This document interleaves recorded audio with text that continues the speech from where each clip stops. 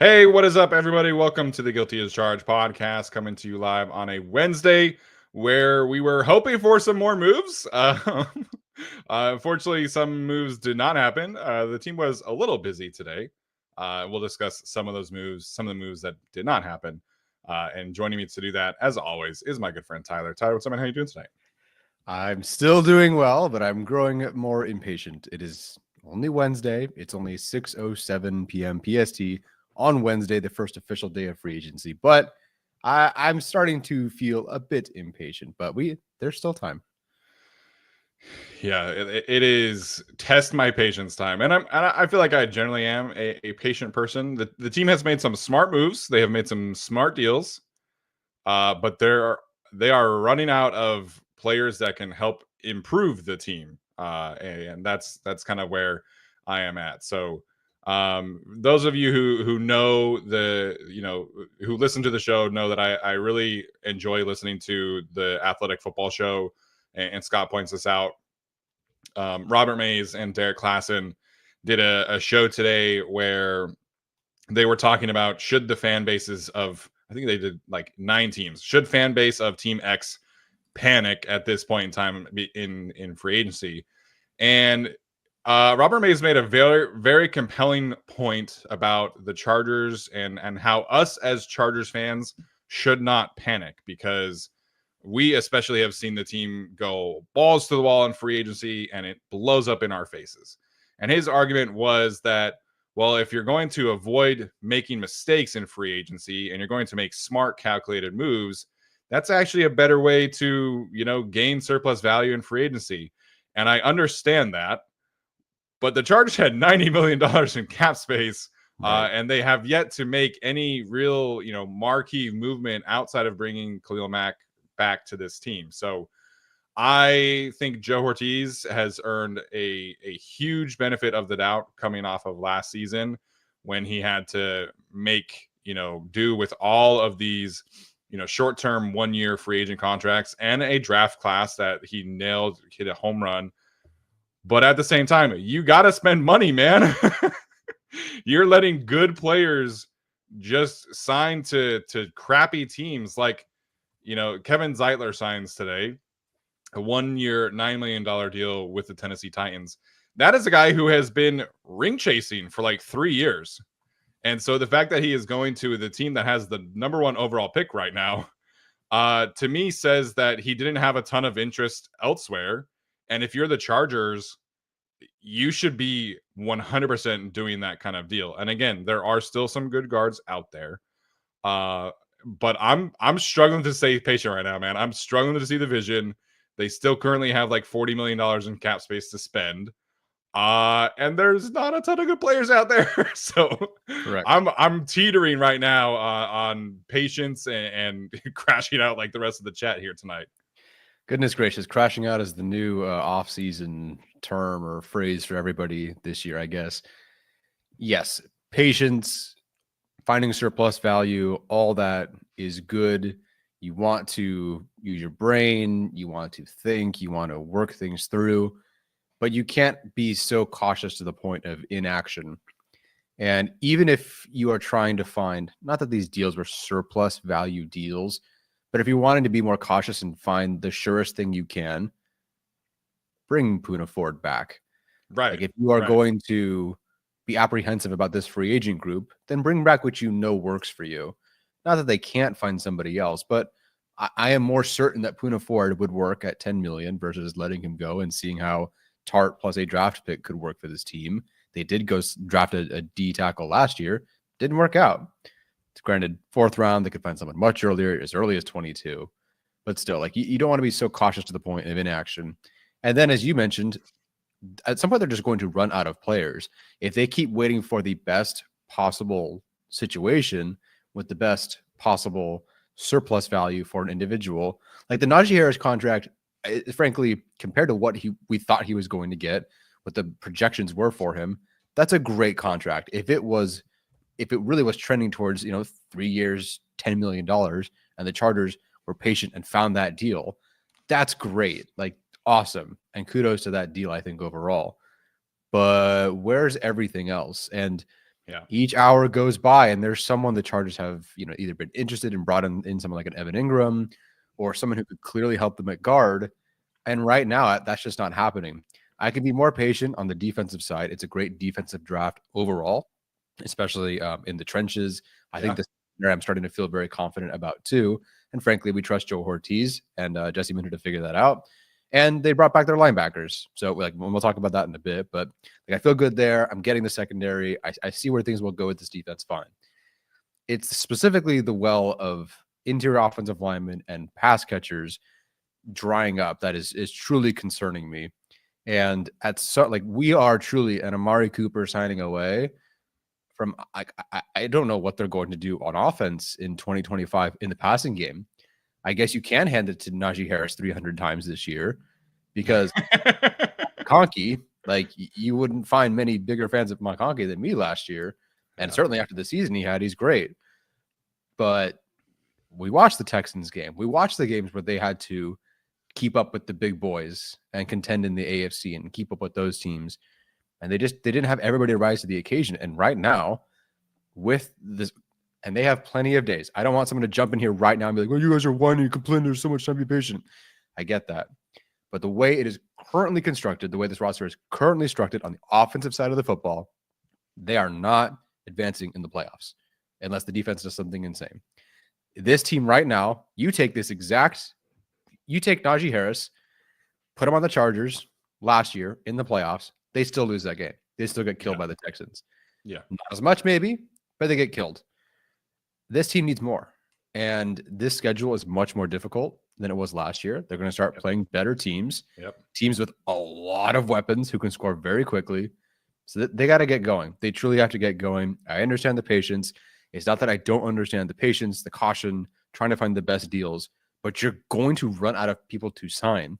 And yes, you don't want to go accidentally yourself into a JC Jackson. You could also find yourself, not that the center was available, you could also get yourself a Corey Linsley. You can go get some of these guys who can change, the direction of your team. So I understand not doing the Telesco thing where you sign everyone and oops, it doesn't work out. But the opposite side of this, the other extreme, which is where they're at right now, is not working for me. Yes, we did not advocate for them to go pay $26 million a year for Milton Williams. I would have loved, I would have been very happy with that signing, but that's not the aisle that we were expecting the Chargers to be shopping in. But we expected them to be shopping in an aisle. Right now, they are not even shopping. They are door dashing scraps to their house. This is just it's really unfortunate, and I can understand every free agent has a decision, right? There were rumors today that Kevin Zeiler didn't want to move out to the West Coast. He's been an East Coast guy, Midwest guy, for the bulk of his career. That's fine. That's hard to beat. It's hard to blame a guy like that. But at the end of the day, there are players who I think fit exactly what they are trying to accomplish. This team wants to, get as many compensatory picks as possible. That again, you guys look at the Baltimore Ravens and what they have done. The only signing that they have accomplished today or this week so far has been DeAndre Hopkins. Outside of that, they bring back Ronnie Stanley. They bring back Patrick Ricard. They just brought back Tylan Wallace as 2 minutes ago. That's kind of what the Ravens have done. They just released Marcus Williams a little bit ago. And so you're trying to identify ways where you can gain compensatory picks. And I understand that. But there are these players who get cut who could really, really help your team. We talked about a couple of the defensive line players last night. Larry Ogunjobi, Malik Collins, Draymond Jones, all cut. None of them would affect the compensatory pick formula. All of them signed today. Every single one. You have some receivers who were cut, and I don't really know how interested they're going to be in Tyler Lockett or Cooper Kupp. But right now, if you're not going to be in that aisle where you're actively, trying to get these players who were cut, then where are you gaining an advantage? Where are you going to improve this football team? And specifically on the offensive line, man, I can understand in this year why you would head into the season thinking, okay, let's experiment with Zion.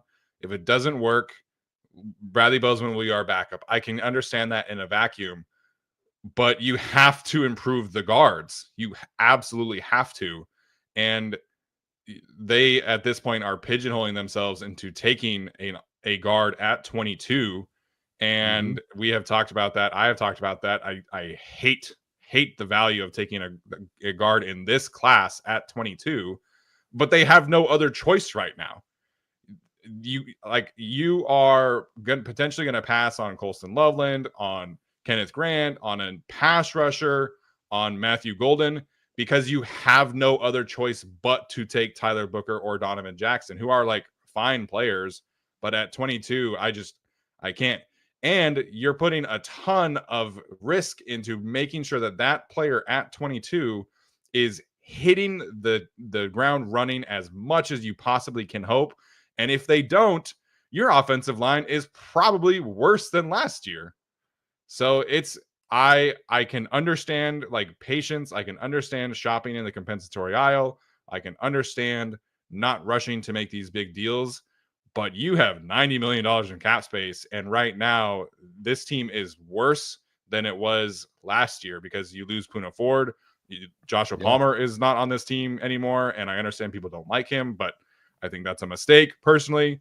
So you're losing good players and you haven't replaced them yet. So this is very, teetering on this team being worse than last year with a much more difficult schedule. As Morningstar points out, I am slowly losing it.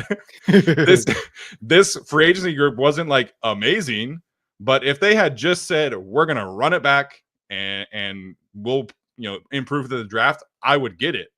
But you're losing guys like Puna Ford and Joshua Palmer, who were the connective tissue of this team, in favor of, hey man, like let's go get a future 6th-round compensatory pick. I get it, but I'm really struggling right now to see the vision.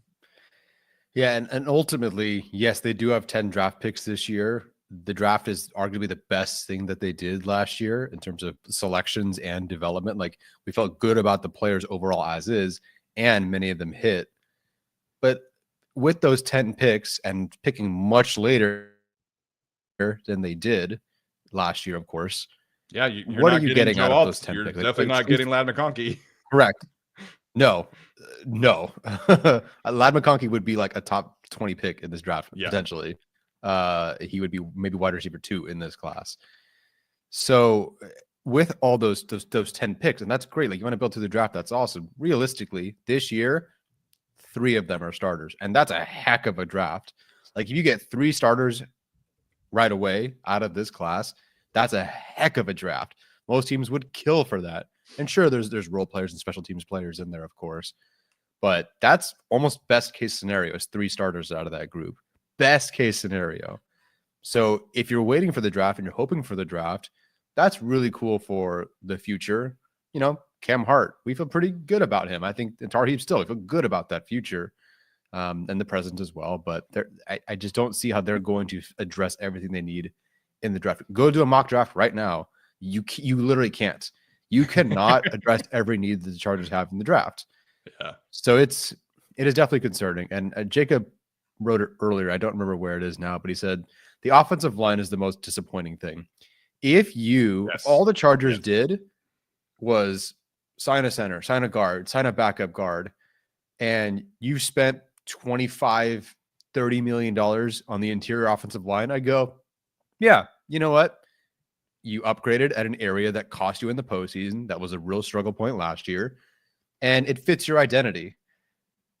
For them not to even lean into that right now is concerning. Like, if they want to go, hey, we know we can draft weapons. We can take one at 22. We can take 4 more receivers and 2 more tight ends in the draft if we want. I go, okay, I get it. Harbaugh, I'm not expecting them to spend a ton of money on receivers and free agency. So like, I could kind of get that.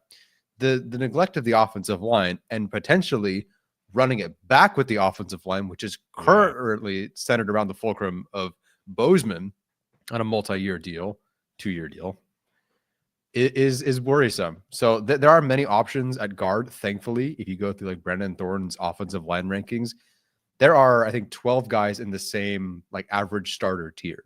An average starter play is an upgrade at guard, but those options are starting to dwindle now too. Yeah. And as you hope for that, like, okay, maybe you have average guard play now and Bozeman at center. Well, then you better go get weapons. You're not doing that. So, as you said, the offense has gotten worse. And it was something that kept them from advancing in the postseason against Houston. And they'll play these teams again. They're going to, I mean, again, think of the teams they'll have to go face in the postseason this year, if they get there. And I think they will. Again, a lot of time to go.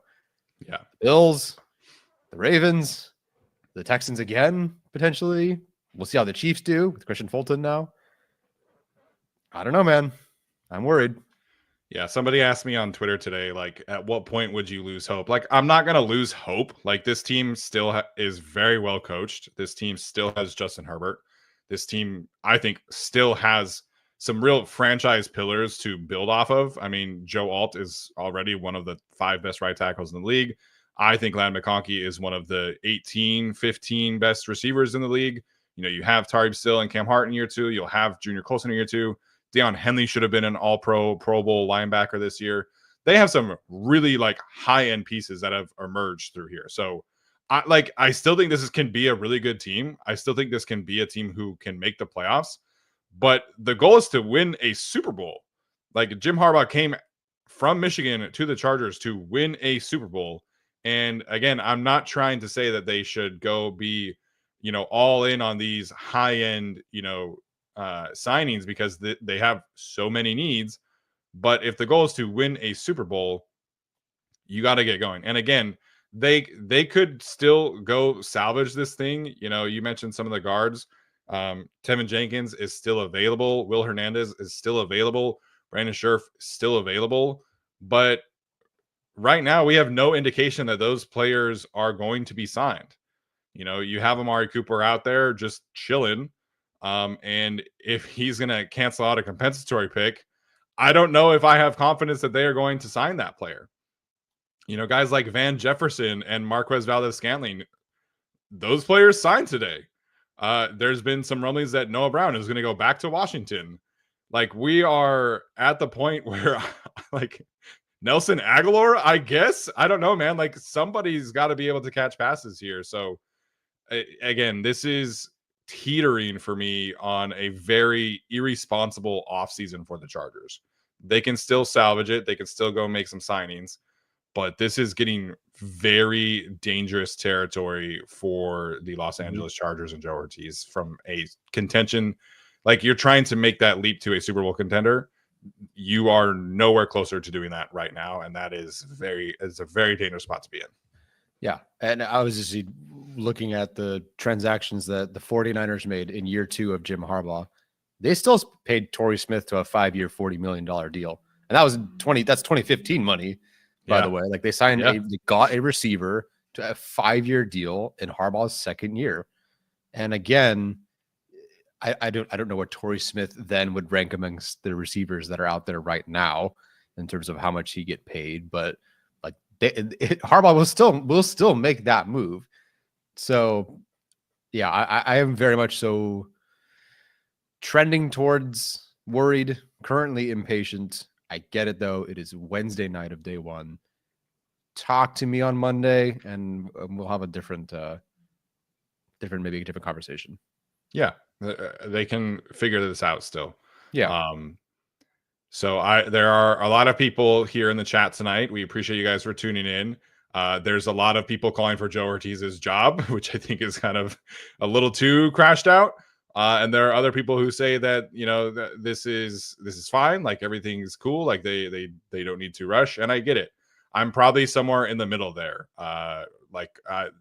This is not yet an irresponsible offseason, but it is getting to that point where if they don't sign these players, I don't know, man. Like, if you're going to head into the draft with $30 million in cap space, like, what really is the point here? Yeah, no kidding. So we'll wait and see. I guess we can sort of, I don't know if you want to cover the Chargers players, but because we are still talking about moves they could make, now that we've seen who is all gone at this point, you named off several names, which is a bit disappointing. Who's left on your radar that maybe we haven't mentioned? Because we mentioned some names yesterday. It's all sounded good to me. Most of them went before we started the show. Oh no. Breaking news, according to Jordan Schultz, the Los Angeles Chargers are signing Mike Williams to a 1-year deal worth up to $6 million. Okay. That does make sense to me. I mentioned yesterday, for the pure sake of getting a boundary X that you feel you can work in, great. This is not the only thing you can do, because I do not know if he will last. He will not last the entire season. If it's bits and pieces of a season, great. But that is your boundary X. And I wish that maybe they'd acquired him last year, but I'm glad they addressed it, at least. Yeah, I'm glad that they addressed something. I'm a little surprised that they were not, going to get a higher level X at this point in time. Let me pull up Mike Williams' numbers right now. It was not great. I know, but sure. Yeah. He did have a decently high yards per route run against man coverage. Again, that is largely due to his jump ball ability. He only had, I didn't realize it was this little 36 targets last year. He almost had more targets in 2023 in 3.5 games. 22 receptions, 335 yards, 1 touchdown. His average depth of target was 16.4, which was his highest since 18.3 yards in 2019, I should say. 70% contested catch rate, so that's good. That's basically all he was. So there you go. This is a very interesting move for the Chargers. I think this is betting on getting him back into who he was previously. And I guess this shouldn't be a huge surprise. They tried to re-sign him after they cut him. And this is a guy who they think probably can fill that role of being your sacrificial X receiver. I would expect him to get more than 36 targets, this year. So this is a really low risk reward at wide receiver. What's tricky for me about this is that this is a X receiver class in the second round that I think that is really, really ripe for their taking, especially if they're going to take a guard at pick 22 or a defensive tackle. So this is going to have to, they're going to have to pivot, I think, to a bit of more of a speed receiver in the draft, which is not the worst thing in the world, but we wanted a signing, we wanted an X receiver, and they got Mike Williams, who we were, bummed to lose last year, obviously, and it seems like this is going to be a really incentive-laden contract. So Mike Williams is back. I'm sure a lot of people are going to be stoked about this. I'm sure people are going to be, annoyed about this. Like Aaron in the chat, I don't love it. I don't hate it. If he can get back to like 60% of 2023, 2022 Mike Williams, then I think this has a chance to be some real surplus value for this team. Yeah, at this point, because we've seen him through, his years with the Chargers, and he's moved on, and then he went to another team.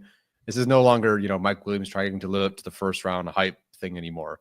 It is just, are the Chargers adding a player who can help them on the boundary at X in situations they were not good at last year? And their answer is yes. Like Mike Williams, if he's healthy and on the field and everything works out, does help them at that spot. The first half, maybe 2/3 of the season, Greg Roman was spamming, let's throw it down the field. And they really had a really hard time connecting to Josh Palmer, and everything to Quentin Johnson basically didn't work out. So I get this from a familiarity standpoint, from a low cost standpoint, of course. From a need standpoint, these things all make sense, but I don't have to tell Chargers fans about the risks here. Like I don't have to be like, oh, Mike Williams' injury history. Just believe it or not, we all know what the injury history is. So this cannot be the only move, but it is. If it is a move in a series of moves to come, this is awesome. If it is the only move, I am very worried.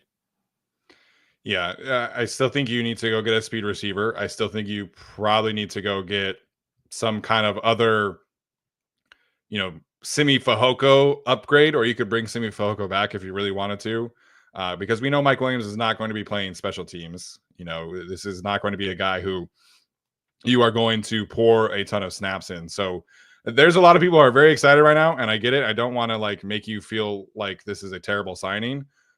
But we have to understand what the Chargers are getting for him, where he is probably a jump ball exclusive guy. He's probably, throw him a couple slants a game, throw him some goal line fades, throw him some contested catch situations. He'll probably get a couple scramble drills with, Justin Herbert. But this is not going to be prime Mike Williams. And I think the majority of the fan base will understand that. But we have to discuss that, where, at this age of his career, coming off of the ACL tear, he's not going to be the same Mike Williams who he was a few years ago. But if he can be 70% of that player and he can give the Chargers, 600 yards, 500 yards, hey man, they got like 30 out of DJ Chark last year. So it is an upgrade over DJ Chark. But considering where we were at from a wide receiver standpoint in free agency, getting to Mike Williams is a little underwhelming, but I am happy for the vibes. I'm happy that Mike Williams is back, and hopefully this can work out better. Yeah. So again, we'll see what else they do. Hopefully it's a series of moves to come. It's funny. We have Najee Harris signing live, and then we have, right before we jump on, Evan Ingram visits the Chargers, which didn't work out, and then Mike Williams. So we'll just go live every day, and they'll sign a player sometime between 6. We're doing our part. 6:40. You're welcome, everybody. And thanks for the chemistry, Ortiz. I take back everything I said. Yeah. I think this is really good news. I think this is a good signing. I do think this is. Oh, that is funny. Steelers West now. I forgot about that. They could have had Larry Ogunjobi too for super cheap. Tom, we should do a 24-hour live show. I got home from work super late today. I had a bunch of extra meetings. I made dinner real quick. I got home at like 5:30. So we do have other things to do, unfortunately. Yeah, the whole life thing, life, wife, job, dog sort of deal. I'm going to update the thumbnail real quick if you want to just continue to sort through all the news and such. So again, Mike Williams over 50% contested catch rate for his career. Obviously, the Chargers are very, very familiar with what he can do. Justin Herbert, we know how important chemistry is for him. So Joey says the Los Baltimore Steelers. I think you could add Chargers there, obviously, as well. Los Baltimore Steelers Chargers, I think would work there. Los Baltimore Steelers Chargers Titans. Yeah, Titans. Very good. Don't forget. Don't forget the Titans. Haven't added a Titan yet this offseason, although. Yeah, huh? I don't know. I don't know who's a Titan that's a free agent.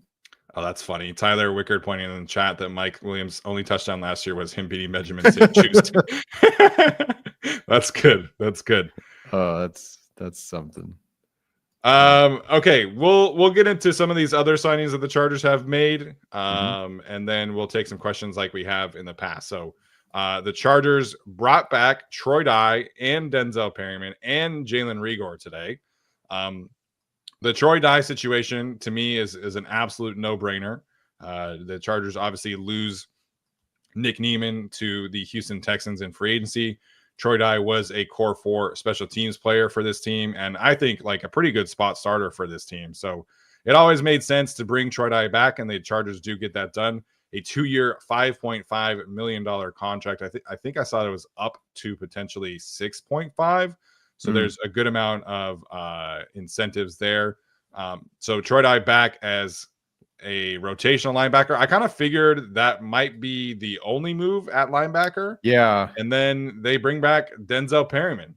So again, vibes good, solid player. I'm very curious about his role in 2025 with Junior Colson taking potentially a next step forward. But Denzel Perryman back to bring the main 4 linebackers back to the team. I think they're potentially set at that position now, and we'll have a draft pick who will be their next Nick Neiman. Yeah, I agree. I'm very curious what this means for Junior Colson's role, because this indicates it could be a variety of things. I still think you have to find out what you have in Junior Colson, and they'll do a somewhat of a rotation between the 3. But like Perriman's contract, pretty sizable. Dies with all the incentives, pretty sizable. So we'll see how that works out. But I'm happy this core is back. This is a great linebacker core that functioned very well with Navarro Bowman. So I have no concerns that this linebacker core will be good. Yeah, that part is true. So I'm really excited to see what Junior Colson looks like this year. But bringing Denzel Perryman back gives you a lot of insurance in case it doesn't work out. I have no real reason to think that it won't. Um, but they showed last year, regardless of who was out there, that they're very comfortable rotating 3-4 linebackers at a time. And I think Denzel Perryman is enough of a run defender where you can kind of specialize him and continue to rotate those guys as much as you can. The one thing that Junior Colson did really, really well last year, I think, was his ability to blitz. And that was, a very underrated aspect of his rookie season. So now you can get him as a blitzer, coverage, stuff like that. And, you can see where this room can take you going forward. And again, Navarro Bowman gets all of his main guys back, which I think is really good for this team. Yeah. So fun group. Not worried about this group. Yay. I'm glad Troy. Denzel Perryman, I was like 50-50 on. I get why he'd be back. I get why he'd go. Dye, I'm very, very glad is back. Yeah. Yeah. We did react a little bit to Mike Williams coming back here, but one good thing that I think is kind of cool, Mike Williams wearing number 7, which he wore in college. Obviously, Will Dissly is number 81. And he can go back to his number 7 jersey that he wore in college. That's cool. Yeah. And as a bonus for us, I have the 81 jersey by me. It still works. I don't have to potentially replace it. Yeah. So for me, they've either got to sign Keenan Allen or Pikachu, and I'll have something behind me. Jorge asking if Mike Williams is handstand worthy. Not quite, although it's good vibes for sure. I'll stand on my hands, but that's kind of it, honestly. Yeah. For anybody who is maybe a little sour about like where Mike Williams kind of stands at this point in his career, for what it's worth, when he got to Pittsburgh, he did average significantly more yards per route run. With the Jets, he was at 0.77, and with the Steelers, he was at 1.27. So a pretty significant improvement there. Obviously, 1.27 is not particularly close to where he was at previously. I mean, he was at 2.3 in 2023 before he got injured. But if he can give them 1.27, 60% contested catch rate, there's a lot of value there for this signing. If Mike Williams can just erase the 4 slow tight ends vert call that Greg Roman likes in the red zone, then dude, pay him double. Yeah. I mean, they were trying to run that play with like Joshua Palmer or Jalen Reagor at times. Now they can just throw a jump ball to Mike Williams, and they're good. Yeah, that'll work, and he'll more than likely catch it. This is good though. I think Mike Williams, the long term is not there. The in season, the all 17 games probably aren't there, but he is a very good complement to the room. Yeah. And as Kevin points out, I think this will help Quentin Johnston kind of specialize a little bit more, where you do not have to throw him as many sideline contested catch situations. Those can all go to Mike Williams now. Yeah, which works for me. Like healthy Mike Williams helps the offense. If he's out there, that's good for the offense. And if he's efficient, he's good for the offense. And it's good for Quentin Johnston. Yeah. So there. Any like speed receivers you potentially like in the draft to kind of complement this room out?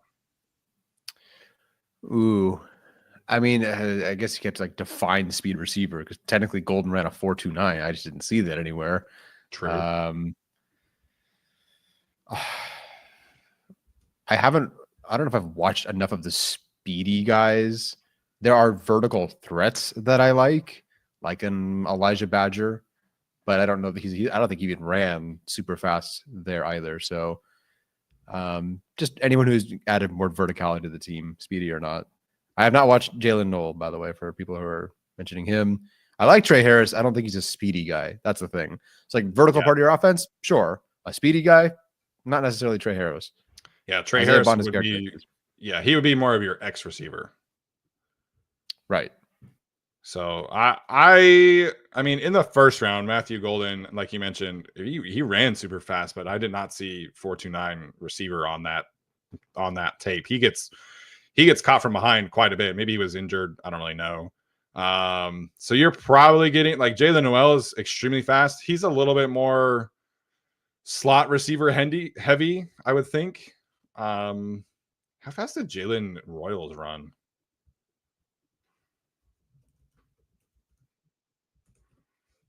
Do you know?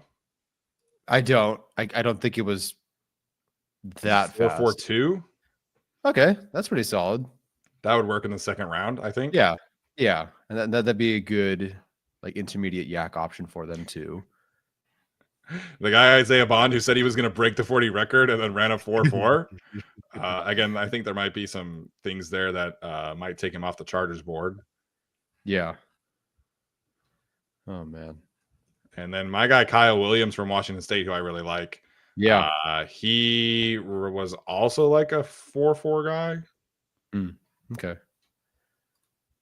Yeah, he was 4.4 too. So Jalen Rose was 4.44. Kyle Williams was 4.42. Although I think Kyle Williams' play speed is actually like much faster than Jalen Royals. Jalen Lane from Virginia Tech. So Kyle Williams is probably like a third round pick. Jalen Lane from Virginia Tech was a 4.39 guy. He's probably more of a fourth round pick. Dante Thornton from Tennessee. He's 6'5". So he could be kind of an X and a Z, I guess. And he ran like a 4.3 as well. Yeah. Well, Bud Light asking, would this stop you from drafting Jaden Higgins?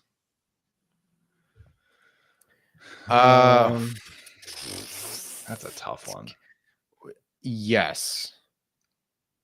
Like no, but yes. Because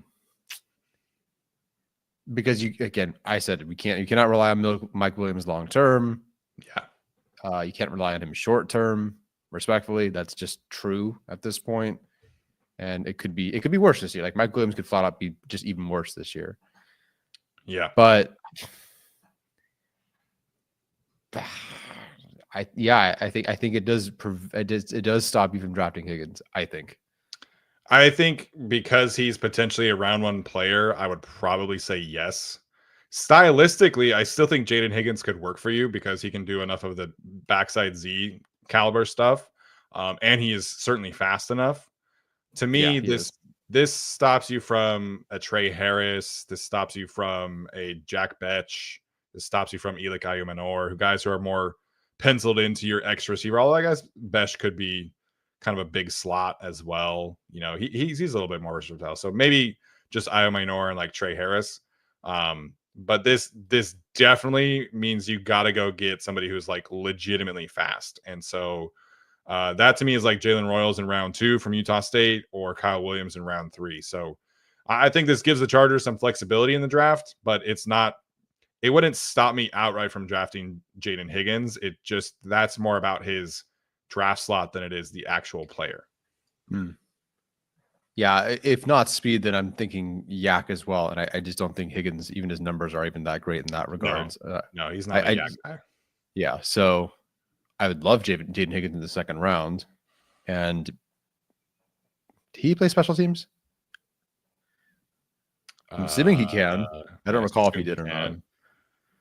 I assume he can. If you want a yak guy, then you probably are talking about Jalen Noel, the other Iowa State receiver. Because he led the class or he was second in class. And Kyle Williams actually led the class in yak for what it's worth from Washington State. Okay, there's another guard off the board. Greg Van Roten back to the Giants. Not that he was on our radar, but yeah. Okay. Any other thoughts on Mike Williams before we move on? Not really. I mean, we know everything about Mike Williams. Yeah. So are you? Wait, nope. I'm an idiot. I'm not even going to say that. I was going to say Chad Alexander and Mike Williams, but they were not. They did not line up. Yeah. Yes. Yeah. Okay. So Daniel Popper just confirmed that this is happening. Okay. Yeah. The other external signing the Chargers made today, and then we'll get into some of your guys' questions here. Cornerback Benjamin St-Juste. This is a player who did not go well in Washington, but he is a former Michigan Wolverine, believe it or not. That started his career there before transferring to Minnesota. This is your reclamation project to me. This is a guy that I think at some point had a lot of love out there in the draft world. He was drafted in the 3rd round, so not like a crazy amount. But he is 6'3". He has really long arms. He can run really fast. And this is I would say a nice signing to round out the room. This is not like people are talking about him online like he's going to start for this team. He's not going to start for this team. This is a guy who is probably going to compete for a corner 4 or 5 role for this team, because I think Dante Jackson definitely ahead of him. Cam Hart, Tariq still definitely ahead of him. I think this is your Dean Leonard competition essentially for the 4th corner spot. And this is a guy who can play special teams. This is a guy who can be a gunner. And this stylistically fits the size profile that this team wants to have at cornerback. So it did not go on well at Washington. I fully recognize that. But he is not going to start. I think he is like at best cornerback 4 on this team. And so I think some people can relax about the signing a little bit. Gives them some nice size. They needed another like bigger physical corner. And they have 6 corners now. Their cornerback room is kind of filled out. Yes, it is. Okay, so sure, elephant in the room. Washington fans were overjoyed at them not bringing him back. Yeah. But as I've said at this point, I mistakenly underestimated Jesse Minter. I will not do that again. If I'm proven wrong, fine. I'll pivot back to the middle. But I have full trust in Jesse Minter and what he's able to pull out of any of his defensive backs. So to me, as you said, I don't think he's starting. If he wins the job, awesome. Then you have someone with experience who's starting out there who fits the size profile that I think the Chargers would be looking for and have looked for in their corners. If he doesn't, fine.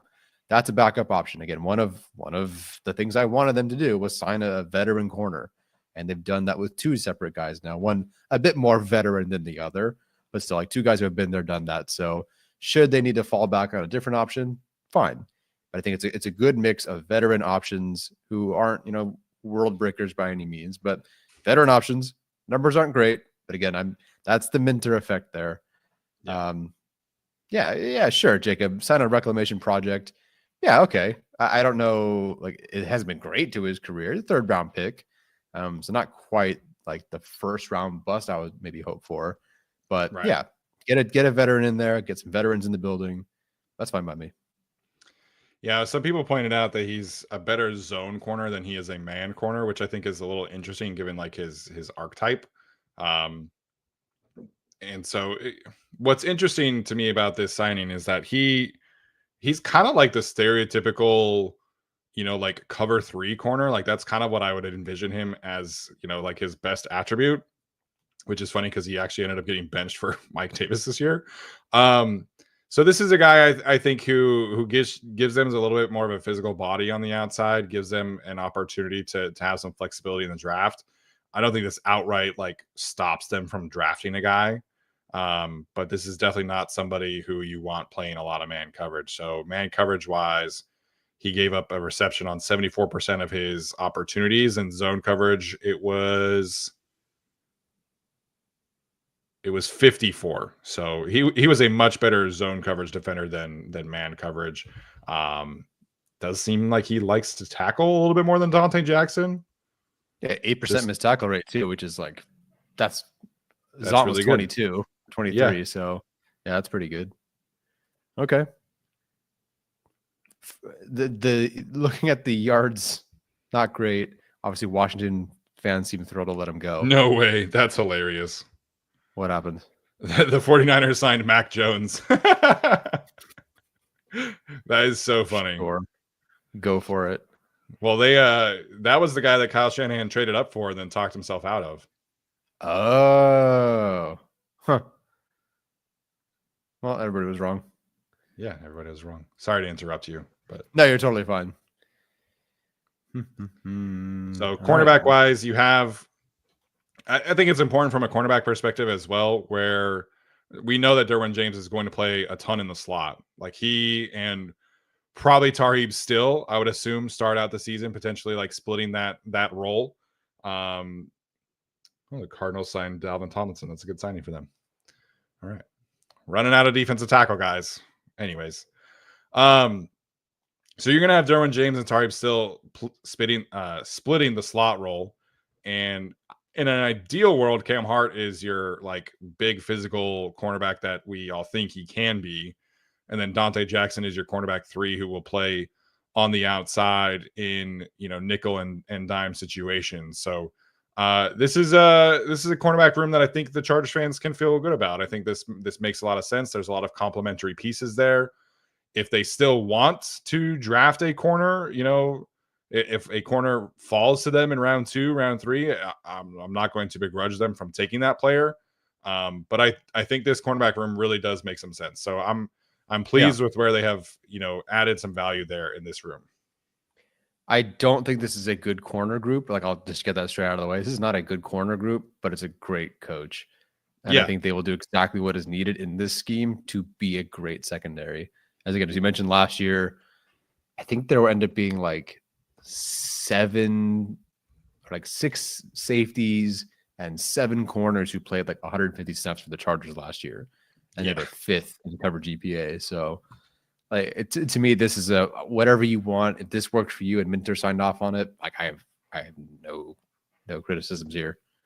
Yeah, I think the more that I learn about how Jesse Minter wants to coach in the secondary and how Mike McDonald has wanted to coach in the secondary, you have your like main coverage chess piece, and then everybody else just kind of builds around that player, from a complementary skill set standpoint. So Tarheeb still is kind of your slot outside corner, plays zone. The ball skills are fantastic. He can blitz as well. You have Cam Hart, who is your 6'3" press man coverage corner. And then you have Dante Jackson, who's kind of your veteran, long speed corner who can play more cover 3, more cover 6 looks. And then you have Benjamin St-Juste, who another, maybe he can press man coverage more often in this kind of offense or in this kind of defense. Jasir Taylor is your slot guy. Dean Leonard, same kind of deal as Cam Hart. He's your physical press corner. So I think you have some skill sets here that really complement each other, even though they don't really have a true like cornerback 1. Because Derwin is your best coverage player. He's going to move around. He's going to be the advantage piece. And then everybody else around him is going to kind of fill in the blanks. Yeah, I like that way of looking at it too. I'm curious, what was his? I just lost it. Is he blitz much? St-Juste? Yeah. I see. Well, none last year. 19 times in 4 years. Yeah. Not that he can't. Well, hey, wait. Timeout. 19 blitzes, 5 pressures, 3 sacks. Okay. There you go. All right. Yeah, 0 blitzes in Dan Quinn's defense is not a surprise. Fair enough. Yeah. So that is an area outside of Tarheeb still where I think, if there's like really good blitzing corner in the draft, I wouldn't be opposed there. Jasir Taylor has had some like mild success as a blitzer. But yeah, this is an interesting one. Fernando wants to know, what if Jahdae Barron falls to 22? Have you watched him yet? Oh yeah. Whatever I said about the handstand twerk booty shorts thing, double that. Whatever you guys think, I'm there, dude. Like that. Wow. When I saw them go, hey, see that Colston Loveland guy? Why don't you go cover him on 3rd and 4th down? Make sure he doesn't do anything. Dude. And then he didn't allow a thing. I was like, oh, okay. So that's like that guy, the one that we want Loveland at 22. Granted, it's not Loveland's fault. Like that Michigan offense stoink. Yeah. But when they were like, hey, go wipe out their best player, and he did. Yeah. I would do some stuff for that. And that was every game that I watched. Every game. Yeah. And then Daniel Jeremiah goes, yeah, he's like Brian Branch. I'm like, yep, there you go. That's right there with me. That was a top 10, 12, whatever player of that draft. Barron, we'll see for me this class, but like he's freaking awesome. He falls to 22, and they take him, of course. Yeah. Sorry, kids. Hope you're not watching. Yeah, if you're not watching, I was surprised that so many people thought that he would like run slowly. Like that was the thing with Brian Branch that I think unfortunately kind of solidified him as like a not first round player, is that he ran like a 4.55 kind of deal. Yep. I never have had any speed concerns with Jahdae Barron. Like I saw a player who was extremely fast and ended up running a 4.38 or 4.39, I think it was. So this is definitely a cornerback player that is on my radar. I think he's probably the only corner I would consider taking at 22 at this point. I think Siobhan Ravel, if they did not have Cam Hart, I think that would be a guy I would be very, very interested in. But Jade Barron as a versatile chess piece would be so much fun in this defense. And you do eventually have to kind of consider a Derwin James succession plan. Not necessarily at safety, but Barron as like a succession plan to what you want to do with Derwin James, who can be your slot, play outside. It's different because Jody Barron probably is not going to play a ton of safety, but they do have to kind of consider, maybe not this year, but next year they probably need to get another versatile piece like Derwin for the long term. Yeah, they're. I think we'll see, because I think people are higher on Barron than some of the other guys the previous years. But every year there's a defensive back who's just a great football player who just tape looks really good. The numbers are really good. But like, what position does he play? Or maybe he didn't run that fast, which again wasn't the case for Barron. Yeah. But like, okay, Texans took Kamari Lassiter. They don't feel bad. Lions took Brian Branch. They don't feel bad. Yeah, Kamari Lassiter was a 4.6 corner, and the Houston Texans could not care less. Like, he's an awesome football player. Yeah, I saw 4.6 not matter at all in front of me. Clearly, it did not matter right in front of me. Did not matter what his 40 time was. Just a good football player. And that's Barron. I'd argue he's one of the safest players in this draft, as far as I'm aware. Yeah. Yeah. So somebody pointed out he does have shorter arms. So I think he can play outside. I don't think he is going to play outside forever. But I think he's versatile enough where he can do both. He can play, a slot heavier role. But I just think he's a great football player. He's always around the football. He tackles well. He can blitz. He can cover. He did play a little bit of safety at Texas, not a ton, but he would play like 5 or 6 snaps back there a game. So he is definitely somebody that I think at least would be worth considering. All right. Let's get to some of these super chats. We have 1,200 people in here now. So shout out to the Mike Williams signing. We got some more people in here. Appreciate you guys for jumping in. Mike. We doing it this year, guys? Yeah, let's make it actually happen this time. Mike Williams, number 7, though, it's going to take some getting used to, I have to say. Yes. Alex earlier kicked us off with a super chat, said, ask this on Monday. What are we saving up salary cap money for? Spanos not offering enough guaranteed money, or what's going on?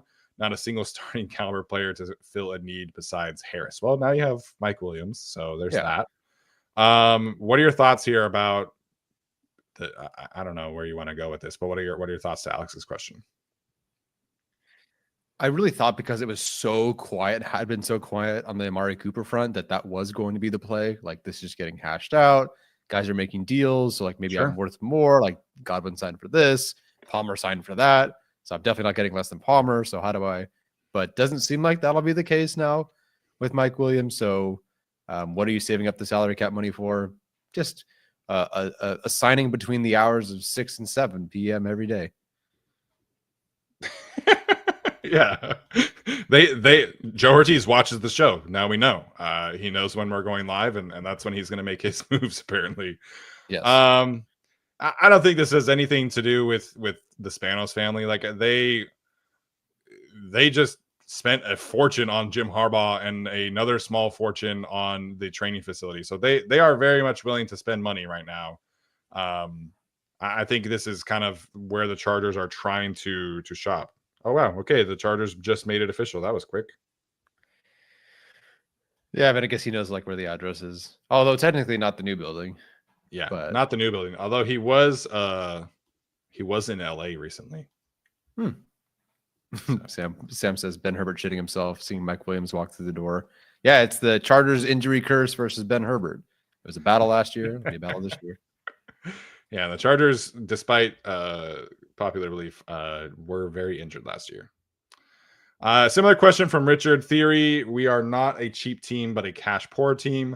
Ownership spent a lot on coaching staff and new facility, thus they are limited this year. Again, every team has the same amount of cap space. Every team chooses how they spend that. I don't think this is an ownership thing. I think this is how Joe Ortiz wants to operate this building. If Joe Ortiz had gone to Dean Spanos and said, "I want Milton Williams," I think they would do that. I just don't think that's how Joe Ortiz do that. Yeah. He got a heck of a deal though, so I get it. $26 million per year, man. The Patriots have thrown out stupid money, and I guess it has kind of worked, but we'll see what happens there. KZ says, please, to the best of your ability, provide us with a reasonable explanation of what kind of 40 chess Chargers are playing during this free agency period. We were supposed to get better, not worse. Reasonable explanation. They want to find the most surplus value signings they can, and if they come from the Pittsburgh Steelers, even better. Yeah, I think the simple aspect of it is they're trying to avoid free agency mistakes as much as possible. Mm-hmm. Yeah. James says, are we all punching the air or hyperventilating? No, but I think some people are, and I think I am like teetering on that regard. Yes, the Mike Williams signing, like, okay, that's like a little appetizer they send out when you have I don't know, it's the nachos that I needed before hopefully the main course that's gonna be here. Yeah. Let's see. I haven't seen any like specifics outside of the up to $6 million thing. Yeah. So I would imagine his cap hit comes in at like 4 million ish. Yeah. As far as the signings they have made, they all make sense to me. Like, okay, like Najee Harris signing, especially for that contract, makes sense. Mike Williams, I get it. The veteran DBs, I get it. To me, it's the re-signings and let goes that are maybe a bit more puzzling to me than other than Khalil Mack, than the lack of signings or signings. Yeah. Nice. Chargers are tweeting out all the old memes. Yeah, totally. Tara says QJ and Reagor. We didn't talk a ton about Jalen Reagor coming back. Didn't need to. She says the league isn't prepared for what's about to come. Thoughts about Jalen Reagor's return?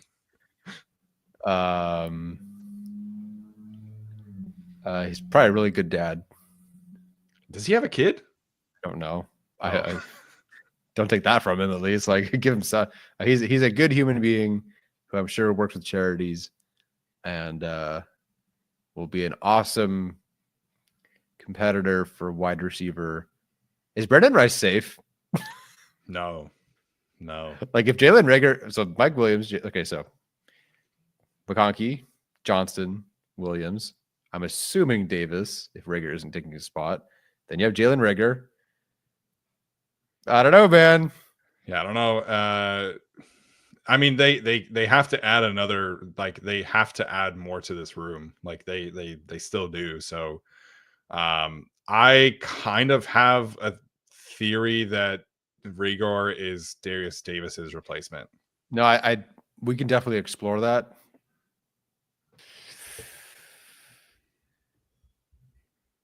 Well, yeah, we'll definitely see there. We'll see on that one. Because they like there are certain people who really think that Darius Davis can like play offense, and that just they regardless of who the coaches are, they have not given Darius Davis really the chance to do it unless they don't have any other option. Like they signed Jalen Reagor in the middle of the season and were playing him over Darius Davis. They were playing Simi Fehoko over Darius Davis, etc. So I'm very curious about where he actually stands. And he was dealing with some injuries. I don't want to be unfair to him, but he was not the same returner in year 2 as he was in year 1. So I think Darius Davis is probably more in danger than some fans would think right now. Yeah, I think so. Putt and Bolts wants to know if Joe Ortiz is in love with too much with comp picks. Not necessarily. I mean, the ones that they might have had this year are already gone. Like next year seems to be already gone. So I don't know. I don't think so. Let's see. So Puna Ford, the Puna Ford, and let me see what Nick Cordy says. Actually, I want to make sure I get this right. Does OTC already have ones up? I wonder if they do. 2026 potential. Well, that doesn't help me very much. Chargers of a lengthy. Oh, that doesn't help me at all. Okay. I started reading how to do the comp pick formula, and I quit. It's definitely confusing. Just someone tell me when it. Yeah. So right now the Chargers are. Although this is before the Mike. Was Mike Williams cut? No. Okay. Just released or just contract voided. So right now, over the cap has Josh Palmer getting them a 5th round pick. So Fulton Harris cancel each other out. Ford Jackson cancel each other out. Okay. I don't know if it's because St-Juste has not been. St-Juste is going to be like a minimum contract. That's That's not going to cancel anything out. Yeah. So right now they have a 2026 5th rounder projected with Josh Palmer. Okay. That makes sense. Yeah. So they got one. Got one. There's been some rumblings about Asante Samuel Jr. joining Joshua Palmer and Joey Bosa in Buffalo. I think that contract could be another potential compensatory pick. Sure. The cornerback market has pretty much dried up. So I think Asante could get $10 million a year, $12 million a year ish, and you can get another one in there, maybe 5th round pick if you're lucky. But is he in love too much with comp picks? We were all last year like saying how much we loved his potential philosophy on comp picks. The Chargers never had comp picks under Tom Telesco. And so is he in love too much with them? No. Because it's a cheat code. You get 10, 11 draft picks a year instead of 7. That's a real cheat code for roster building. So they have 4 6-round picks this year, for example. You can leverage a couple of those to move up and get like another 3rd round pick, another 4th round pick. And you can go make some moves up into the top 100. So it just gives you so much more flexibility. It allows you to add cheap labor essentially. But I understand why myself and some fans would be like, hey man, like screw the comp picks, like go sign some good players with $90 million in cap space. But I think overall the thought process of getting compensatory picks is generally a smart idea. Yeah, I think so. And not that you can leverage these comp picks in August because you can't, they're gone. But if you feel you can always have there's a couple coming down the line, then you can go get your Elijah Molden, your Taylor Heineke in August. And not feel like you've lost picks in that regard. Yeah, and it gives you options like during draft weekend where, if a Mark Andrews trade comes up, you trade a 4th round pick or whatever, and then you have those other picks, you can move those picks to move back into the 4th round. So overall, the compensatory picks, it's a sound team building philosophy that gives you a lot of flexibility, whatever point of the season you're in. But yes, I would like to see them make some more significant improvements this season. Nolan Beal says the fact we're worse after the first 3 days is wow. I get it. I understand the frustration for sure. Yes. Andrew Murray, team building via draft and comp picks are a priority. If the Chargers draft an average of 4 impactful starters 2025 to 2027, then you have your roster difficult. Yes. Impossible. No. I agree. I don't know if they'll see a 2027 if they don't push further. Yeah. 2024, 2025, 2026. Yeah, I don't know. Maybe. Yeah. And the fact that they got 2 5th-round corners to be starting caliber players last year is amazing. Generally speaking, 5th-round picks are not starters for your team. So even the Ravens, they can find a lot of value, but getting starters on day 3 is very, very difficult. So that's asking a lot. The Ravens model, I think, is very clear where you draft and develop your guys, and then you sign the supplementary pieces around them as you can, and occasionally you can get like a Derrick Henry and a Marcus Williams, although the Marcus Williams didn't pan out super well, but the first year was fun. And you can go sign some occasional veterans like Kyle Van Noy, Jadeveon Clowney, etc. But you still have to have your main guys. So that's going to be the philosophy going forward. I just, like I've said before several times today, I just figured with $90 million in cap space, they'd be at least a little aggressive. Yes. Anthony says, what numbers will you guys be wearing next season? 61 was my number when I played football. Gee, I wonder why. What was your number when you played, Tyler? 80 in middle school, 30 in high school. I switched to running back. Why did I pick 30? I don't know. I know. Foreshadowing Austin Eckler. Yeah. Yeah. Hey, go find the short guy. Yep, 30. There you go. Who else was number 30 at that time? I have no idea. I don't know if I just liked the 0. Yeah. Terrell Davis. That's a pretty good number 30. There you go. FPS Gunness is Y61. Nick Hardwick. I'm assuming. Yes. I'm on Green. That's a good one. Todd Gurley, although that was obviously afterwards. Mm-hmm. Ernie Jackson. Way back when. But yeah, 61 was for me. When I was a freshman, I wore 77 because I was an offensive tackle, not a center. And then when I was a sophomore, we switched schemes, and my coach thought it was more important for me to go play center, and so I switched to center, and I was like, 61 it is. Yeah, very versatile. Way to go. Yep. Nolan says Herbo getting a fat lump of coal for his B-day. He's fine. He's good. Yeah. He probably barbecue. The vibes are good with Mike. Yeah. Yeah, there you go. There's his delayed birthday present. When do signings stop counting towards compensatory pick? Not until after the draft. May 1st specifically is the day that they can sign whoever they want for, regardless of compensatory pick complications or implications. Excuse me. Mm-hmm. Colin, is Brendan Rice a real option for X next year? No, I don't think he ever was, and definitely not now. I don't believe so. Uncreative username says he always wanted Adam Peters, and of course he's killing it. Yes, Adam Peters was our number 1 GM choice. He crushed the Daniels pick, obviously. You can say he crushed the hire as well. So, but TBD. Yeah, TBD. The Chargers just tweeted something else out. Oh, jersey swap goes crazy. That's funny. I guess Will Disley could change numbers, but yeah, maybe. Anyways, Tara says, good news, Mike has chemistry with Herbert, and Herbert won't shy away from targeting. Bad news, he will play under Greg Roman's offense. I think it works, man. I think Mike Williams' role, again, they don't have to let's Kellen Moore's like trying to do this and that with Mike Williams and all these things.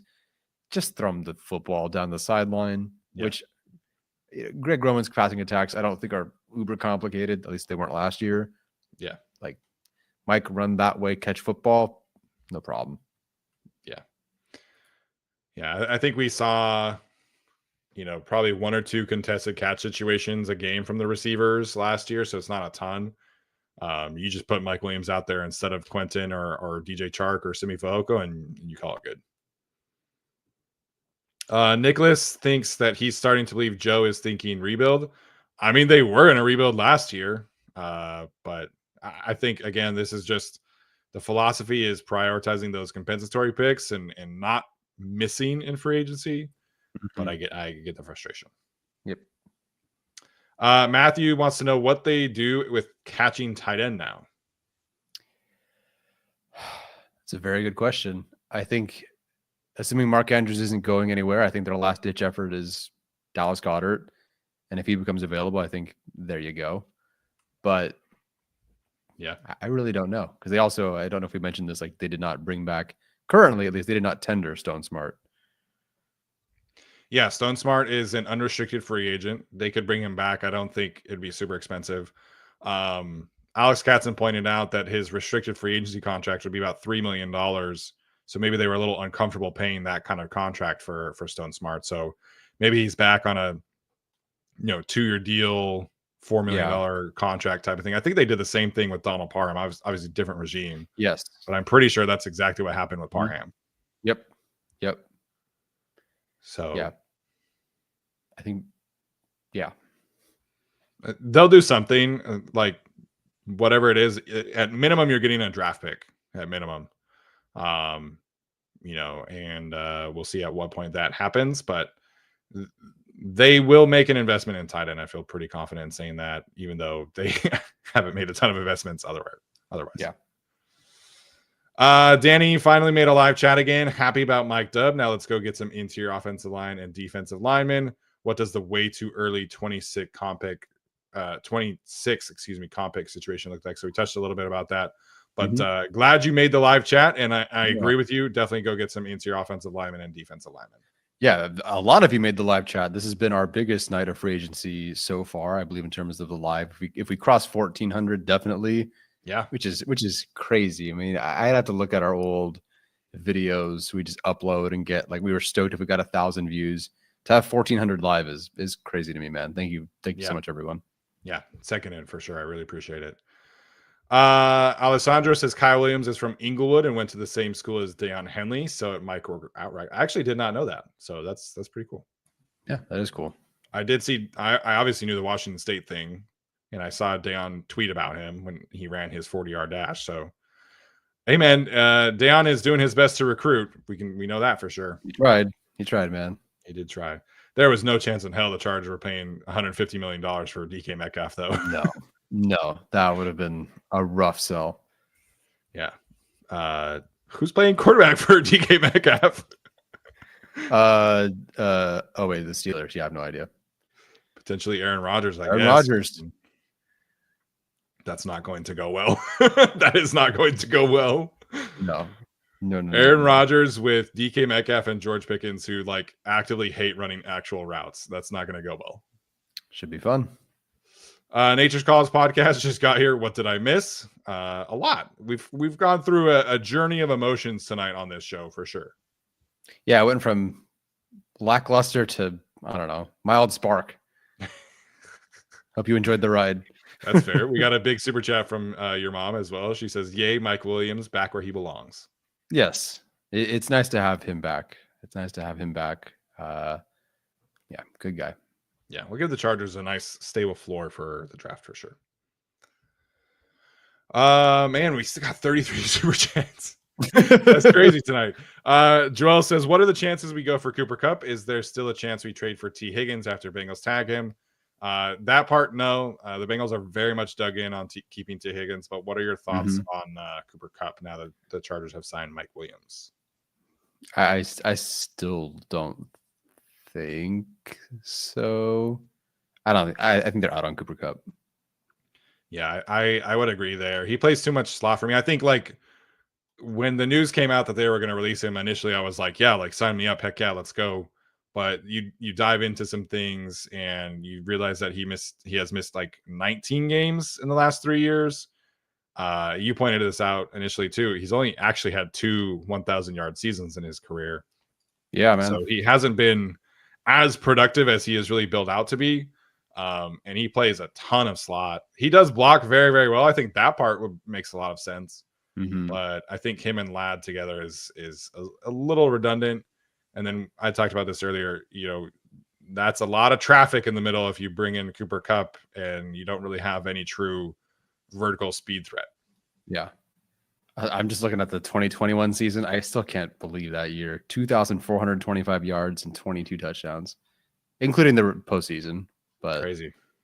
Man, I think he's had fewer yards combined than all of the next 3 seasons. Yeah, I would think so. How much does EE signing up chance of CL at 22 from Cody Spencer? So I think how much does Evan Ingram signing with the Broncos change the Chargers' chances of getting Loveland at 22? It increases it. Yeah. The Broncos, they have Ingram now. They have Adam Troutman. They still have the little Jordan Humphrey guy who's not very little, I think. Anyways, they have some options at tight end, but I don't think any of those guys are going to deter him from potentially taking Colston Loveland. But there was a lot of Omarion Hampton at pick 20 movement from Denver Broncos beat reporters today. Yeah, that would make some sense. Shinoa Hiragi wants to know if we still believe in QJ's development. I don't see a reason to not believe he can take another step forward. Whether that's a big step forward or a small step forward, I don't know. But he did take a step forward last year. I don't have any reason to believe he can't take a step forward. Just I don't know how much. Yeah, development, yes, in a vacuum. Do I think he is going to get to the point where we forget that he was taken in the first round? Probably not. I think Quentin's ceiling is like probably very well defined as like a high-end number 3 receiver on a team. And in this offense, that can have a lot of value, but like he's definitely not going to be a number 1 receiver. I think we just probably need to lower our expectations at this point in time if anybody still had high expectations. So, you know, it's unfortunate, but if he becomes a really efficient role player and he can give you, you know, 700, 800 yards a season, I think that can at least make you feel comfortable about him playing, even though that's not what you ideally spend a 21st overall pick on. No. Cody Spencer was back with another one, says we are saving for Trey Hendrickson signing. LOL. Yeah, you never know. I mean, we could exit this stream and there's a huge move on the way, and we're like, oh, he was cooking the whole time. You just had to be patient.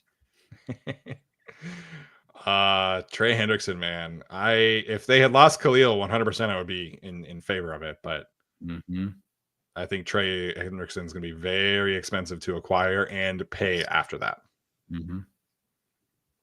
Friendly Neighborhood Spider-Man, shout out, wants to know if we would bring back Keenan, run it fully back, playing as a Z. Your thoughts?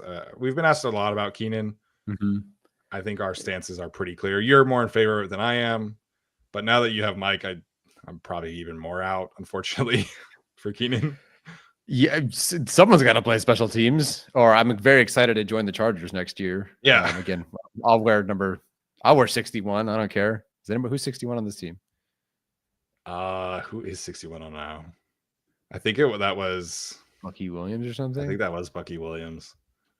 Well, I'll pay him for it. No, I'm kidding. In honor of Steven. They need to, with Mike Williams now in the room, and we already know like 5 of the 6 receiver spots, unless they go 7. Bucky Williams was number 60. Oh, so 61 was Brendan Hymus. No, that was 64. Oh, was Sam Mustipher 61? Oh, anyways, I can win that job. yeah, I can win that job too. Man, we got a Carson Barnhart super chat from Colin. I saw that, dude. I gotta hang that one back here, man. That's got to be one of my favorite super chats ever. What are your that is where we are at in free agency, folks. We're getting a Carson Barnhart super chat. Man, this is what you guys come here for, the Carson Barnhart stuff. But I kind of get where Colin's going, because the Chargers haven't signed anyone to play guard. So you have to consider the options that they have. So I was not a fan of Carson Barnhart. You watch a lot of him. It's like page 8, he gets killed. Page 9, he gets killed. Like every part of that script that I watched him, it was not very good. So I hope he takes a step forward and is a great whatever. Yeah, watching him play offensive tackle against Chop Robinson was probably the biggest mismatch of college football I have ever watched. That was rough. The first 4 plays were just like he entered a circle of hell, and I felt terrible. Yeah, he's like fine as a practice squad center 3. I think that's probably where he settles in, and I think Joe Ortiz mentioned him as a guy who's working on his snapping and stuff like that. I didn't even want to hear that anymore. I cannot stand that. But the preseason tape was rough, and it was not very pretty. They had Alex Leatherwood taking some more snaps than him. Yep, pretty sure. Yep. So maybe he becomes kind of a long-term practice squad center, and that's where he settles in. But I mean, yeah, that's probably the max. Yeah. I can't believe we got a Carson Barnhart super chat. Yeah. Nature's Calls podcast back with another one, says we knew we would be limited on a comp pick formula with no high dollar free agency leaving the team, and we had a lot of rebuilding and money this season. Seems unreasonable to worry about comp picks this cycle. Oh, I gotta reread that one. We never limited a comp pick formula. Yeah. No, I completely agree. If they get one, that's awesome, but I'm not. It's okay. Yeah. A compensatory pick is not stopping me from paying like a Will Fries. Like I think that's a mistake of free agency, you know. It's not stopping me from keeping Puna Ford. Like I would rather have Puna Ford instead of a 5th round. Oh, I see what you mean. Pick. Yeah. Mm-hmm. Justin, aka So Light, in the draft, do you think we go BPA or player in the trenches? I think we go DT Grant or OG Booker. If they take Tyler Booker over Kenneth Grant, I will crash out on the podcast. I legit would probably leave the stream and go hyperventilate. I'd have to give commentary on my thoughts on an offensive lineman by myself. Steven that goes and walks his dog for an hour. Yeah. Sure. That would send me into a very negative space. I'd have to leave. I'd have to go like drive to Fresno immediately and just go. Yeah. I'll somebody get Tyler a helicopter because he's gonna have to come life flight me. Oh man. No, if they pass on Kenneth Grant for Tyler Booker, I question everything I know about football.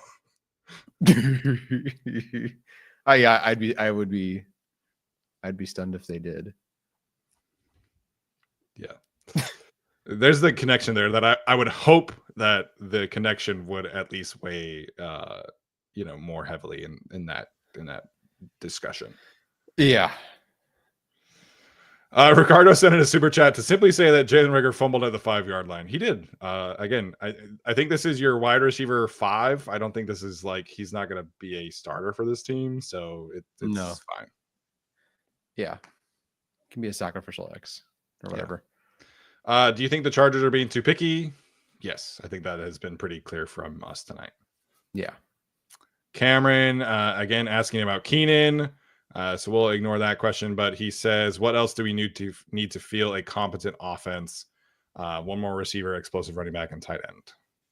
All I need is a better center, a better right guard, a better left guard, one more receiving tight end, a better running back, and probably 2 more receivers. Yeah, that's it. Just a few things.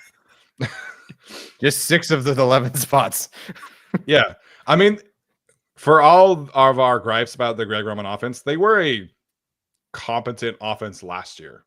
I think the question is elevating from competent because they were like 13th in overall EPA per play and like 14th in overall success rate. But a lot of that is because Justin Herbert is really good at quarterbacking. Correct. So the goal is to elevate past that point, and that you need a tight end, you need guards, you do need an explosive running back. But I think if you really look at the elements of effective Jim Harbaugh, Greg Roman offenses, you need a true tight end 1 to truly reach the ceiling of where this can go. Your Vernon Davises, your Mark Andrews, your Colston Lovelands, your Jake Butts, everybody that Michigan has had. That kind of role is what the Chargers are missing most because they can make the offensive line work. It won't be great, but they can make it work because you have 2 amazing tackles. But they are missing most is a true tight end 1 pass catcher who can, control the middle of the field by himself. That is what they're most missing with this roster. Yes. Theodore says, I would very much like Herbert to get some more man coverage beaters and maybe a couple solid starters. Similar thought process there. Mike Williams in this receiver free agent class actually was like the 3rd highest in yards per route versus man coverage. Again, a lot of jump balls will do that. So I guess that'll help a little bit. But yeah, they don't need great starters at guard because of the tackles, but they got to get to above average, I think, at least. Yes. Cody says Becton and Myers / draft Egbuka first and all second tight end. I'm a little confused. First round defensive lines. Oh wait, Egbuka first, defensive line 2nd round, tight end 3rd round. Okay. I gotcha. If that refers to Myers from the Packers, he signed with the Jets today. But yeah, Mekhi Becton, I am in favor of. I just don't know if the Chargers and his former GM are in favor of. Right. So, and correct me if I've forgotten that someone was signed. So of Mekhi Becton was in Brendan Thornton's tier 4 for a solid average starter. So you have Becton. Scherf has not signed. Scherf has not signed. Okay. Kelly signed. Makari signed. Meyer signed. Will Hernandez is not signed. Correct. James Daniels. James Daniels signed with the Dolphins. Lovely. Zeitler's gone. Tevin Jenkins has not signed. Still a surprise to me. And Aaron Banks got $400 million. Correct. So that's your tier 4. So there's names in there. So if not Becton, heck, man, I will settle for Dalton Reisner at this point. Oh man, God, we're at 14, 15 viewers and 40 super chats. I guess people like Mike Williams, man. Heck yeah. I think it's the instant news, obviously, but we appreciate the heck out of you guys for jumping in here. I have unread 523 live comments because on our format, you just have live comments and then super chats. And so I'm in the super chat tab and I have not read the last 525 comments. So since we started this. So I apologize. Tyler's reading those. I'm doing the super chats right now. Yes. Danny Corbett says Ginty, Warren, Loveland, Grant, Barron. Yes, I know there's zero chance they're all there. Booker. What would you do in this scenario? Oh my gosh, what a question. Yeah, what a question. It stinks, but you probably can't go Genty at that point. No.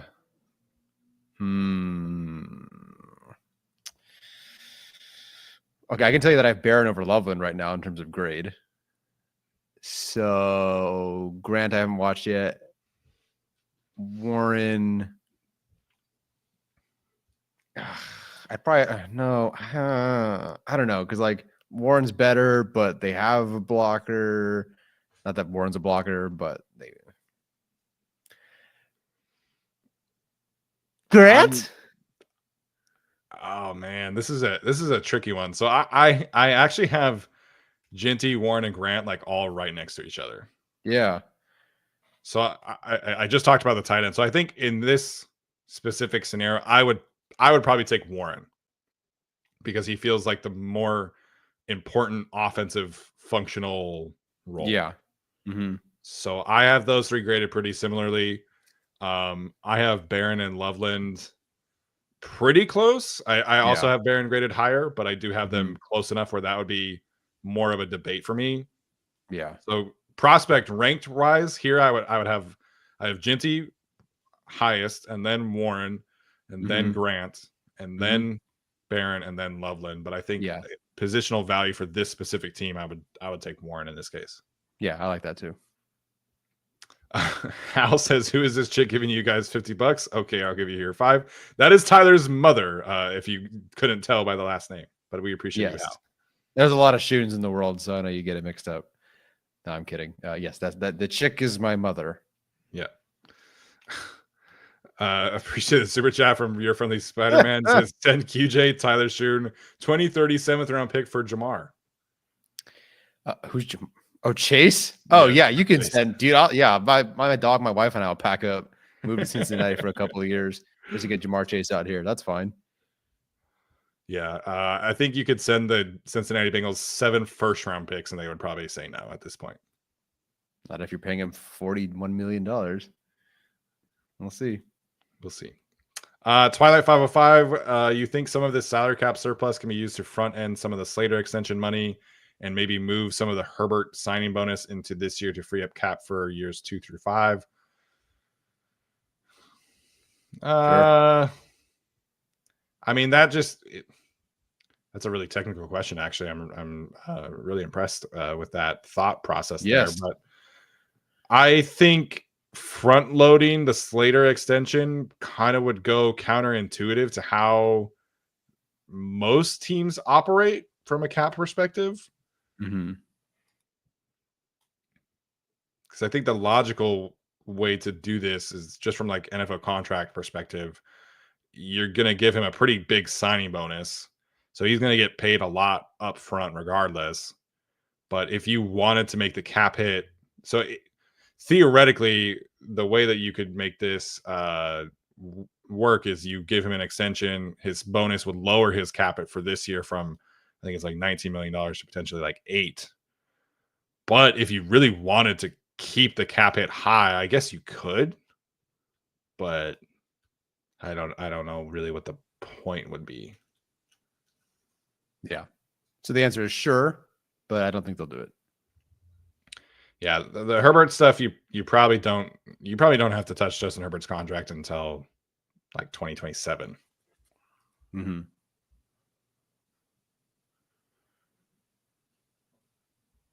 Sorry, there was a Tom Pelissero tweet. And I was seeing if it was anything more specific about Mike Williams, but it was not. Okie doke. Cody Spencer, is Amari Cooper out now, and also other ex free agency options? Mike Williams is your ex. I think we can move on there. Yeah, he's your veteran starting X. If you get a the draft pick, great, but he's the veteran you're rolling into the draft with. Yeah. Brian says still in the Cooper Cup sweepstakes. I don't think they were ever in, to be honest. Yeah, I don't think so either. But appreciate the super chat there. Tara says in the Bill Nye theme song, Mike Williams, the guy who catches a football. This is catchy. Yeah, man. Kids these days don't know about Bill Nye the Science Guy. I used to love that. Loved watching his stuff when I was in elementary school. Yeah. Nothing like it these days.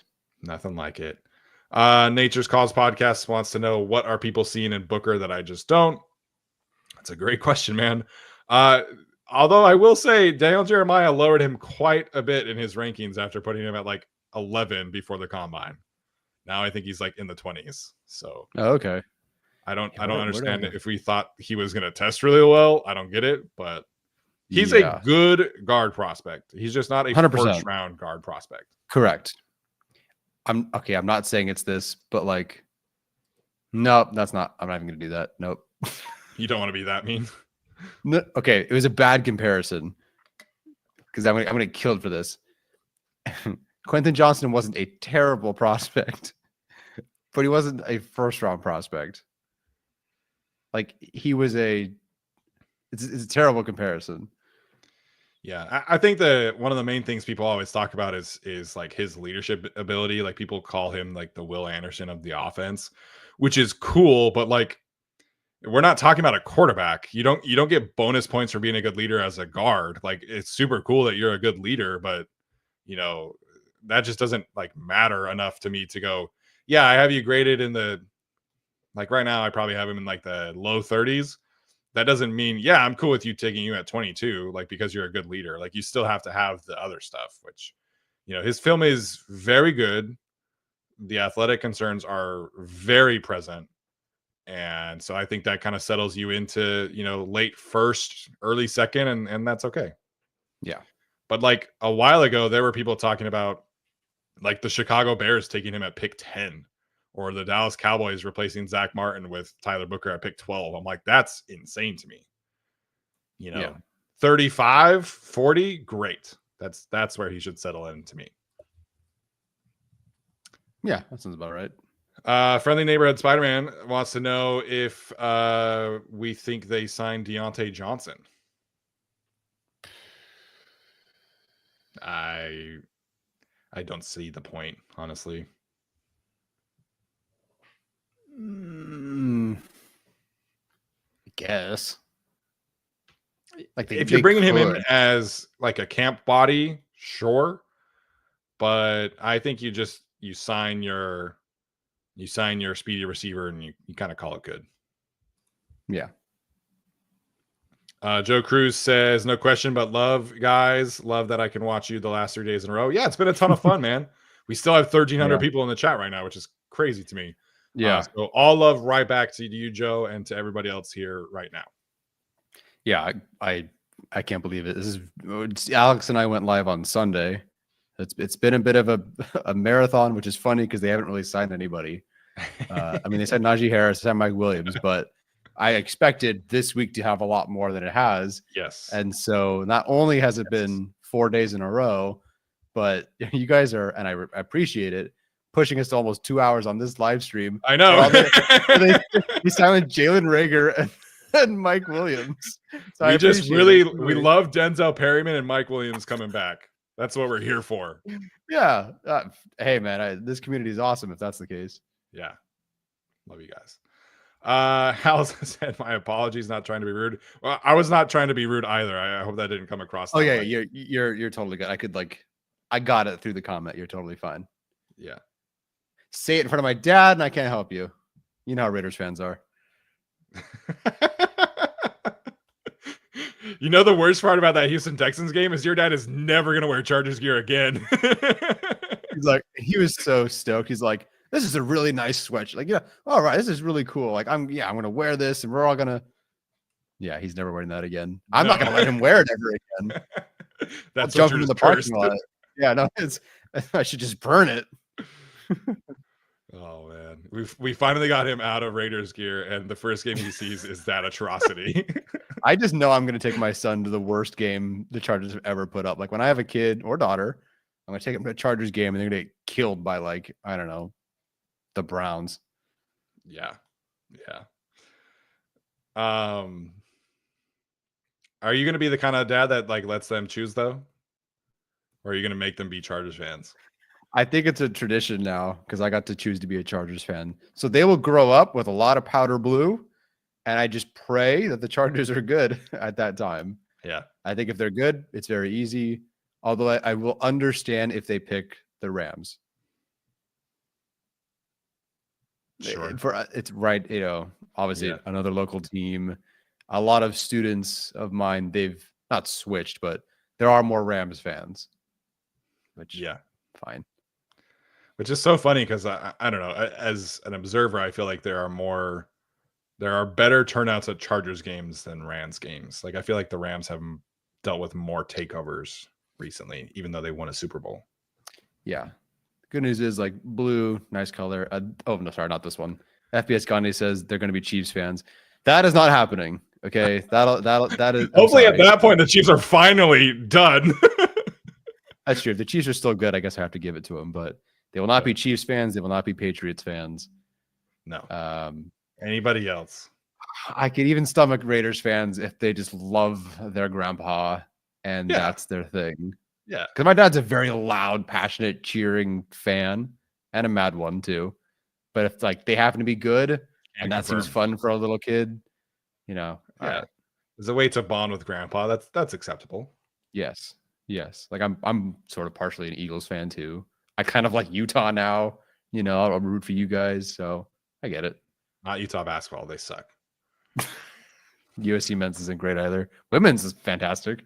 Yeah, dude. What a time to go watch some women's basketball at USC. Mm-hmm. It's so funny to me. USC and UCLA women's were the two best teams in Big Ten women's basketball. They're playing a Big Ten championship game in Indianapolis. I'm like, what the heck is going on with college basketball? It's insane. Crazy stuff. Speaking of the Raiders, Billy Silverman wants to know, do you think there's any chance LV would trade Mayer? They are shopping him, or at least listening to questions. If you're specifically asking if there's any chance they would trade him to the Chargers, that I think is a different thing. Like, yes, I don't know. This regime the Raiders have has zero attachment to Michael Mayer, but at the same time, like trading him to your rival it's not completely uncommon to trade picks between rivals. Like the Browns and the Steelers have done that a bunch, but trading a player to your rival is I can't remember the last time that really like happened. Yeah.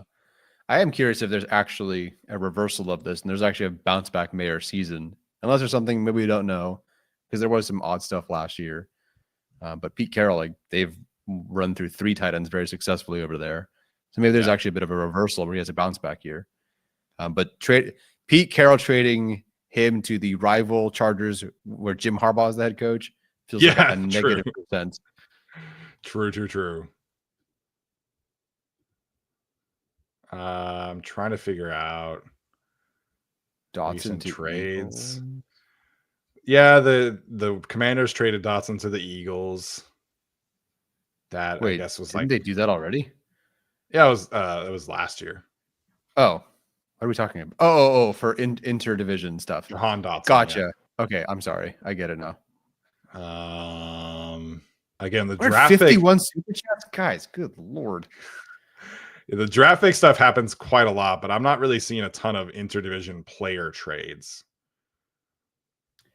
I had it somewhere. Horty, no, wait, 24 free. I will find you exactly how many times the Ravens traded with their rivals. Give me 1 second. Because we're weird. Yeah, this is where we're at with today's show. An hour and a half in, hour and 40 minutes in. It's pretty good, guys.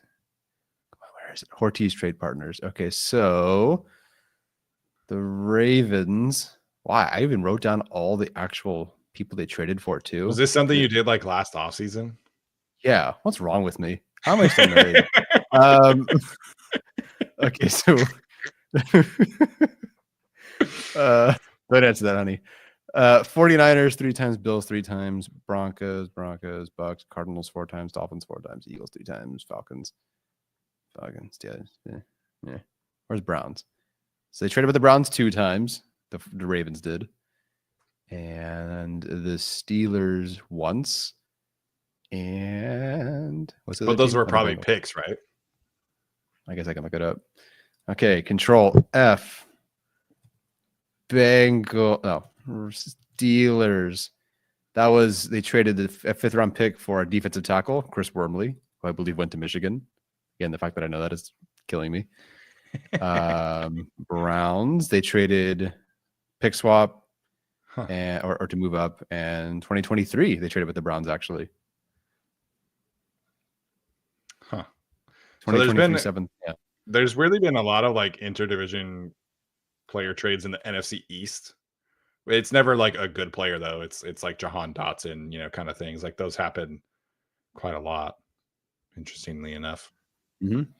But yeah, draft picks traded like candy, anybody can trade a draft pick to anybody. So but I do think I think there's a good chance that Michael Mayer does get traded. It sounds like he's pushing for it based off of like what I've been reading for. And like it makes sense. Like he's never going to touch the football anymore. No. No. With Brock Bowers there coming off a 1,000-yard season. So yeah. Colin said, and another one that's simple says Slater, Jenkins, Zabel, Becton, Alt. Sign me the hell up for that. Yeah. If that's the route they want to go and that's what's in store for us, sure. I'm all for that. Same. Zabel at 22, probably a little rich for me, but if they traded down to like 28, 32, whatever, that would make sense to me. Yeah. Ivan says same O-line as last year. Thoughts? Not a fan if that's the case. No. I still am going to hold out some hope that they sign somebody to play left guard or right guard for them. And they'll draft somebody, I'm pretty sure. I'm much more confident that they draft someone than signing someone at this point. Yes. There will, I hope, be competition. This will not be it. I think Pipkins will move. Kamari, already tired of Jim Harbaugh? They won 11 games last year. They made the playoffs when their overall win total was like 8.5 before the season. Yeah. Okay, so the quote the question being, if Harbaugh doesn't win a title, how long do you guys foresee him there? Is it a 5-year deal? Yes. I think you've got 3 more years, barring epic collapse. It seems like I don't anticipate like an ownership coach clash here or a GM coach clash here. Like I don't see that. So like 3 years if they don't, I suppose, but it'd have to be pretty bad. Yeah. I mean, I don't think the Chargers would fire Jim. I think Jim could leave to go to another team because like he's extremely motivated to win a Super Bowl. And if he gets to the end of his contract and he thinks the Chargers are not the best chance to win him that Super Bowl, I think he would pursue other options. But being tired of him already is wild. Yeah, I'm not. I could see getting tired of Jim Harbaugh if they're really bad and they start losing, because those press conferences could be abrasive. But while he's winning, it's all it's all good. Yeah, you can do whatever you want at the podium if you're winning games. I don't really care. Yeah, but Belichick did nothing. Yeah, it worked. Who cares? Yeah. But yeah, I think as long as he is showing progress towards winning a Super Bowl, the Chargers will be very gladly keeping him around as long as he wants to be around. Nature's Call is pointing out Christian Kirk did just get traded to the Houston Texans, so that was not on the list that I was looking up. So good call there. But again, Gotcha. that's the kind of player we're talking about, like an average role player, and maybe Yeah. Michael Mayer does fall into that kind of category right now. But okay, hopefully our last super chat. We are in here for an hour 45, folks. Who would you want drafted just to wear their jersey? P.S. This is from Cody Spencer, by the way. P.S. was just at SoFi recently for a tour. If you are looking for a Bosa jersey, they are 65% off. 65% off. That makes sense. I mean, he's in Buffalo now.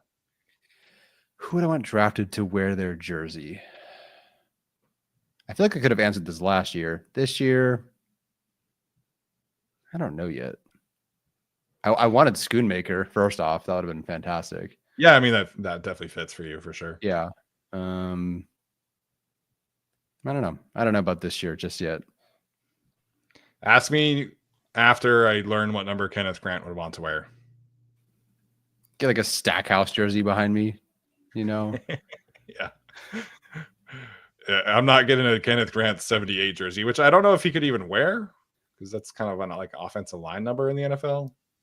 Give him 99. Was Tart 99? Was he 90? He was 90, No. right? Yeah. No. Yeah. Punafort was 95. Was anybody 99 this year? Because it was Matlock. Right. Which thankfully is no longer. The vibes of Tillery at 99 and then Kenneth Grant at 99 is completely different. Yeah, nobody was 99 last year. Okay.